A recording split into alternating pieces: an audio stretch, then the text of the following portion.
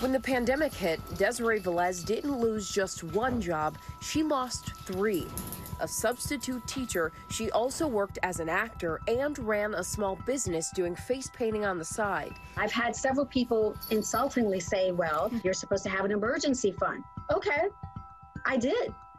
I'm 5 months into my emergency fund.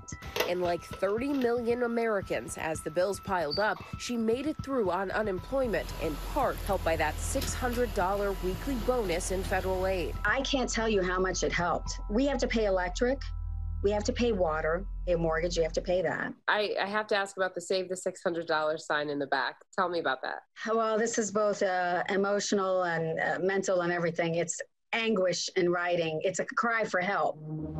Now, a week after that emergency assistance expired, lawmakers are still locked in a stalemate, divided over a more permanent relief package as millions of Americans navigate a cash-strapped new normal. We have enough to probably go for about a month and a half, 2 months. I'm frightened. I'm frightened about what's going to happen to so many families. We're not lazy. We're not trying to get something for nothing, but we don't want to lose our homes.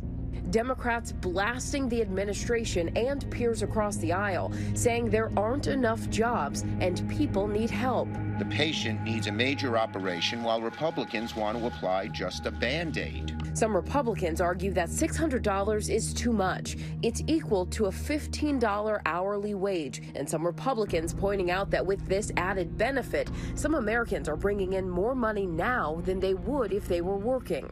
Democrats can't exactly tell us why in the world that we ought to be spending literally billions of dollars that's not focused on getting the economy opened up again. The people who've lost their jobs and are drawing unemployment benefits have what economists would call a high marginal propensity to consume. Lisa Cook is a professor of economics. She says the added bonus has been key to keeping our economy afloat. Consumer spending is about 70% of GDP, of economic activity. So the entire economy could crash if we're not helping those people who've lost their jobs and have filed for unemployment benefits. All right, thank you all. When Congress passed and the president signed the CARES Act in March, a $600 weekly bonus was provided to people who were jobless. Because unemployment benefits vary greatly across the country, the $600 was added to the compensation from your state through July 31st. In New Jersey, where the maximum payout is $713, you would receive as much as $1,313 every week. In Florida, only $875. In Colorado, $1,218. And in Louisiana, $847. It's just too much. It disincentivizes people from working, and that's going to slow our economic recovery. Andy Puzder is a former restaurant executive. He recently wrote an op-ed titled, "Don't Extend the CARES Act Weekly $600 Bonus." First of all, we need to help everybody who's been disadvantaged by the pandemic. I don't think anybody disagrees with that. The problem with the $600 bonus is that it was actually intended to discourage people from working. We didn't want people to get back into the economy. We wanted them to stay home so we didn't overwhelm the medical system and we didn't see the disease spread. We're sort of through that phase now. We're still seeing cases rise in many places. So what would you say to those folks who feel like they need that $600 weekly bonus and are afraid to go to work because they don't want to get sick?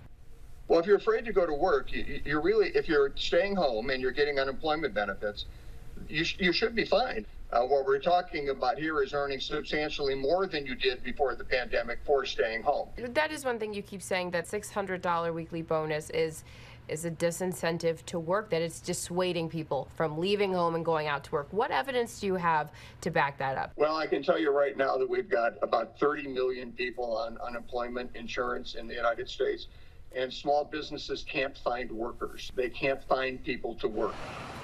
Usually when we advertise one opening, we'll get 30 to 50 resumes within 24 hours, and we've received 4 since May 1st, so it's hard to know exactly why that's happening. Angelina Swanson, owner of Angelina Organic Skincare, feels torn. She's all for the $600 unemployment checks, but she believes they've had an impact on her business. I think that it's vital to keeping families fed and, keeping them on their feet. And I also think that it's causing problems for small businesses like mine in getting people back. Since reopening her Bend, Oregon spa, she's been short-staffed and struggling to find applicants. I do think it is because people are enjoying stimulus checks. And, you know, I'm sure there's a small fear of coming back and interacting with the public, you know, and possibly being exposed to COVID. That is probably true, that some are making more on unemployment. That is not deterring, though, them taking a job. I mean, people aren't going to come out if they're sick, and they're not going to come out if they think they're going to get sick. Scott Stegenga was one of those Americans grateful for that extra $600 a week to help make ends meet. It was a great lifeline for us to pay some bills that couldn't be reduced. There's a huge middle class sector like us that need that to get by.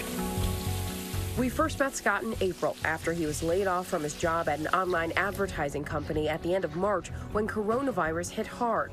I'd say we've exhausted pretty much every option for assistance that we can. I'm at my next food bank, my second one for today. I'm looking through my books, gonna divide it up.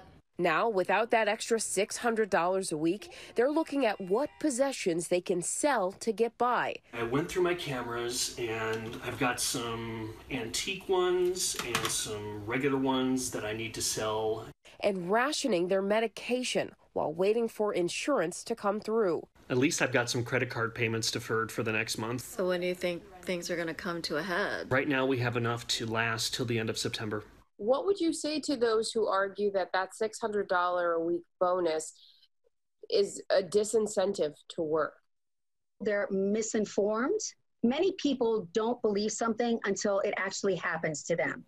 As lawmakers leave Washington for a summer recess, Desiree is left worrying about how to stay afloat. One of the things I did not anticipate during the pandemic was surgery. Not for myself, but for Callie here, tore muscles in her leg, and so now I'm looking at a $3,700 bill that I just don't have the money for.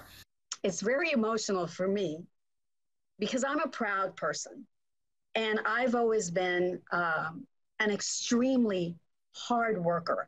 I would almost say a workaholic. So for me to have to reach out to people to raise money to get my dog surgery, it took a lot for me to do. Do you feel like the politicians in Washington are essentially letting you down? Yes, I do. I mean, there's no easy answers. I don't blame the president for the virus. I don't blame the Congress for the virus, because at the end of the day, when we came out, we couldn't go back to our jobs because industries are lost. They are lost. Hi everyone, George Stephanopoulos here. Thanks for checking out the ABC News YouTube channel. If you'd like to get more videos, show highlights, and watch live event coverage, click on the right over here to subscribe to our channel, and don't forget to download the ABC News app for breaking news alerts. Thanks for watching.